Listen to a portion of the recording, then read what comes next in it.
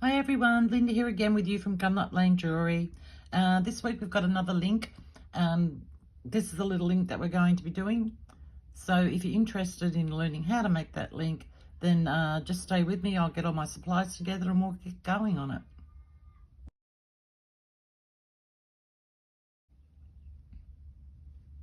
Okay, so we're starting off with a piece of 18 gauge wire that I've cut at 12 centimetres, which is 5 3/4 inches. Okay, I've just kind of, straightened that out just a little bit. You don't have to fuss around with it too much. And I've got my oval shape mandrel here, which is part of the Beadsmith twist and curl is what it's called. I had quite a few questions about that. If you want the set, I showed it in a previous video, the whole set. Just do a search on Beadsmith twist and curl and you should find the set there, which makes coils and it twists wire in all different ways. It's a really handy tool. Anyway, I'm just using that mandrel there. You could use a paddle pop stick, anything that's sort of, that shape, that's and roughly about that width, which is, I'll just give you a quick measurement for that. It's about 1 centimetre, which is like 1/2 inch. So that's all you need. All right, now this one is a little bit tricky and it's probably going to be a little bit hard for me to do on camera, so I'm just pre-warning you. Just because it's, well, anything you're going to do is going to be hard under camera anyway, but I just wanted to let you know it is a bit tricky, even not on camera. So it's something you're going to have a bit of patience with. But persevere with it because it's a lovely link. So we're just going to try and, get roughly, I'm eyeballing that. You can measure if you want and mark it with a marker. It's 6 centimeters. But I'm just going to eyeball that there like that. And if I can hold this straight, this is the hard part, getting the mandrel to stay where you want it to stay. And I'm just going to push that around like that. And I'm going to close that up. That's what I mean. It's going to be hard here under this camera. And what I want to do, oh goodness, I don't know how I'm going to do this. I'm going to try. Is I'm going to grab this outer wire here and I want to bring it around. And I'm bringing this one around as well. But I don't want to close it up close against this mandrel. I want it to have a bit of space so that it keeps the oval shape. All right, I think I've pretty got that. Yeah, I pretty much got that where I want it. Now I'm going to grab a pair of flat nose pliers. You can use chain nose if you like. And I'm going to grab hold of this right there. Now you don't want it right up against the, like you don't want it right all the way up here.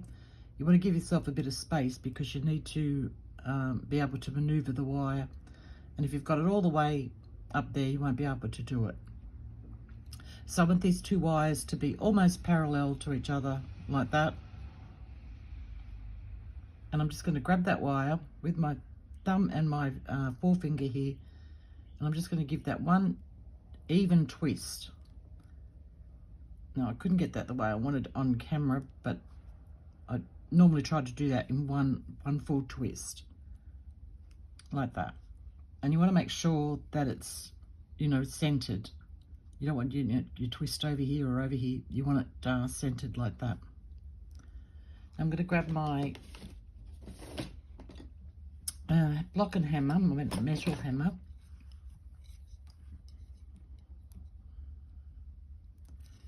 And I'm just going to give that link, go this way, give that link a hammer on the bottom, just slightly like that. And I'm just going to give that in the center a couple of taps.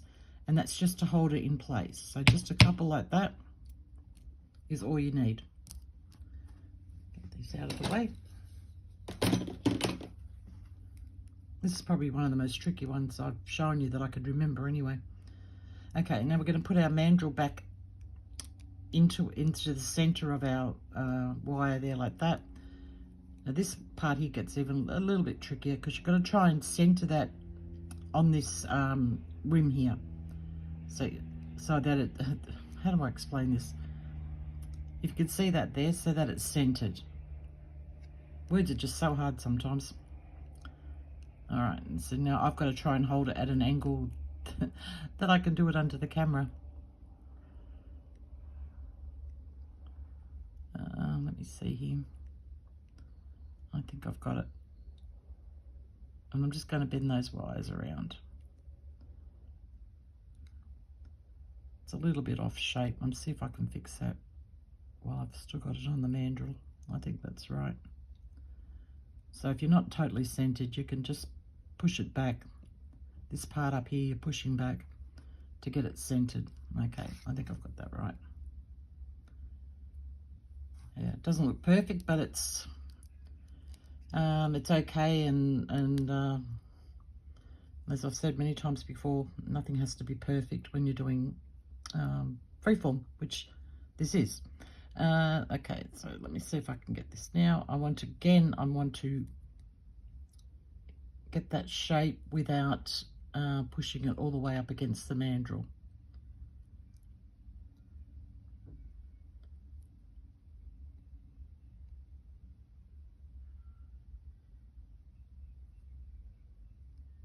And I think I might have it pretty close. Yeah, I've got a little bit of a bend there, but I'm going to straighten that up. Where are my pliers? I'll just give that a straighten now.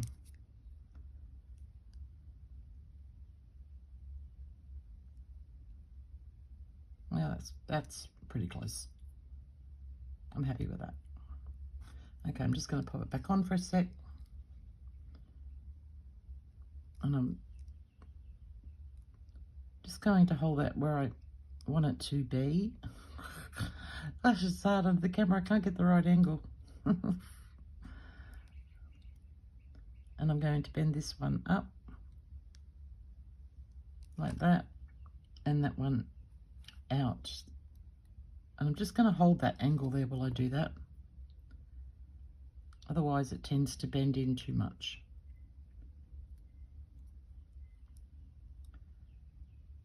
Okay, that's pretty close. As I said, you know, I always struggle with these things because I'm trying to do them under a camera, and it's not how I normally work when I'm working, you know, without the camera on. It's still a bit wonky there. See if I can straighten it a little bit more.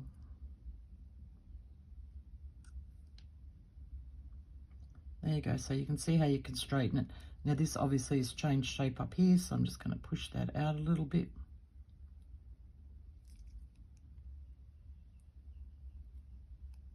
And bring that wire around. Grab another pair of pliers.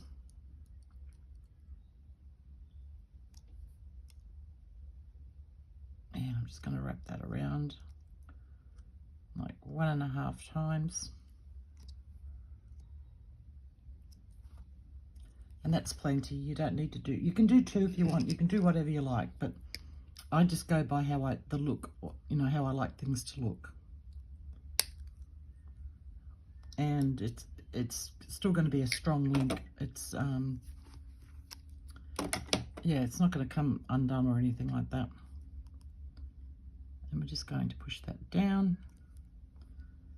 And I'm just going to check, just make sure you've got it nice and tight in around, tidy it up. Still a little bit wonky here, and it's not quite the shape I want over here. See if I can get that a little bit better. Yep, that looks pretty good to me. Now I've just done 1 twist in the middle of this. I'll show you later in the necklace that I'm putting together. I did 2. Now the reason why I only did 1 here is because 1's quite fine. Is because to do 2, and especially to try to do it under the camera, was almost impossible. I had a little trial on before I started doing this, and I could not get that second twist no matter what I did trying to do it under the camera. So I've just done 1. But if you want to have a go at doing 2 twists, you could do that because you won't be under a camera, so you should be able to twist that twice. Yeah, you'd just be amazed how much trying to work under a camera makes a difference to how things turn out when you're not under a camera. I don't have any of these problems when I'm not under a camera. Okay, now I'm just fussing about here. All right, just going to grab my bench block and metal hammer again. And I'm just going to give that center one there just a couple of more taps. And on the side here, just doing the sides of them on this top part of the link.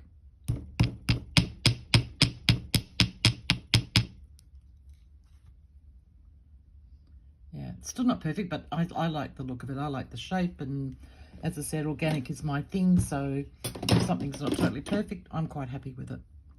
And to me, it's more about having fun. Okay, so now we're going to make our loop at the top. I'm just trying to find which is my right side and my wrong side. And I think I might have hammered that on the wrong side. I think I did. Goodness gracious, Linda. Doesn't matter. It's only because the reflections and everything here are different. Yeah, well, I can't put it up to my face is what I'm trying to say. So I'm just going to cut that about that long. Oop. Grab my 6-step pliers. And I'm going to turn that loop. And I'm using the, oh no, I'm not. I'm using this mandrel here to turn my loop.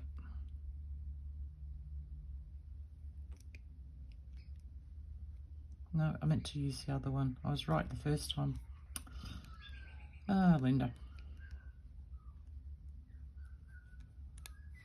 Yeah, that's what I wanted. So I'm using this, use the smallest one. Sorry about that, guys. Okay, and I'm just going to grab my block and hammer again and give that a little tap, which, because it's a simple loop, you want to make sure that it's nice and strong. And that is, and then you can just grab a pair of pliers, straighten that up, and that's our link. And so when we come back, I will show you the chain that I'm putting together and a pair of earrings that I made using this link. And well, the earrings is a variation of this link. Yeah, so when we come back, that's what we'll do. See you soon. Okay, back with you. This is the necklace chain that I'm in the middle of putting together. Of course, you can see it's nowhere near finished. This is the other link that I was talking about, that I made the earrings. I'll show you the earrings in a moment. Excuse me. So it's exactly the same thing as just using a different mandrel. And I've just added some little balled up end things here onto a chain, and the same at the bottom. Now this is going to be longer than this, obviously. I've just started putting that together. And I also wanted to mention that I tried the link using a piece of annealed wire, and it really didn't make any difference. And actually I didn't particularly like the shape that it turned out, but I just thought I'd show you in case you wanted to use the annealed wire. The only easy part to do was the actual twisting of the the twists in the middle. That was the only easier part, but that was another thing too. See, that's the double twist there. I've done the double twist on all of these, but I just couldn't manage it under the camera, and I'm sorry about that. But you saw how I did the first one. It's just a matter of doing the second one the same. And yeah, so that's all there is to it. So the earrings, I'll just grab those here. Now these haven't been oxidized or anything yet. I just finished them yesterday. So that's using this shape link here. So I just put those together. And I can see these will look beautiful once they're oxidized and cleaned up and polished. So that's just another little idea what you can do with the link. There was just one other thing I wanted to mention. I've noticed lately, well, not I shouldn't say lately, a couple of times I've seen some of my links being used by other creators, and I don't appreciate that. My links are actually copyright. Now that means that I'm quite happy with you to make my link, to put it into a piece and give it away as a gift, to sell jewellery made with my links, all of that sort of stuff. But you are not free to demonstrate my link and, how do I say it?